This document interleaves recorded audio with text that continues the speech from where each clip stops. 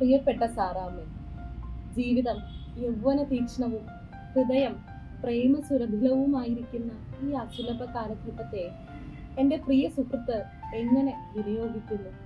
ഞാനാണെങ്കിലും എൻ്റെ ജീവിതത്തിലെ നിമിഷങ്ങൾ ഓരോന്നും സാറാമ്മയോടുള്ള പ്രേമത്തിൽ കഴിക്കുകയാണ്. സാറാമ്മയോ? ഗാഠമായി ചിന്തിച്ച മധുരോദാരമായ ഒരു മറുപടിയാൽ എന്നെ അനുഗ്രഹിക്കണമെന്ന് പ്രാർത്ഥിച്ചുകൊണ്ട് സാറാമ്മയുടെ കേശവൻ നായർ.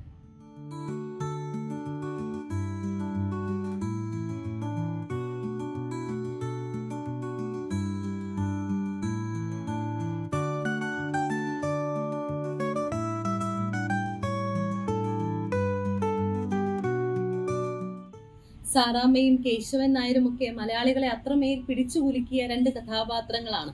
ഒരു കഥ കേട്ടിട്ടുണ്ട്.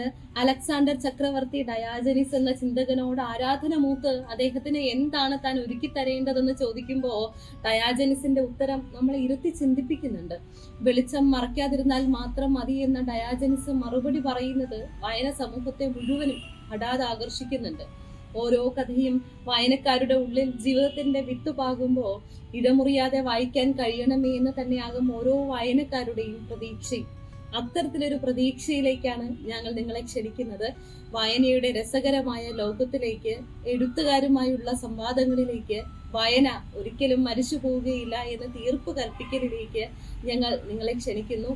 ഇനി മുതൽ ടെയിൽ ആൻഡ് ടീ നമ്മുടെ വായന മുറിയാകട്ടെ. കൊണ്ടുപോകില്ല ചോരന്മാർ, കൊടുക്കും തോറും ഏറിടും, മേന്മ നൽകും മരിച്ചാലും വിദ്യ തന്നെ മഹാധനം.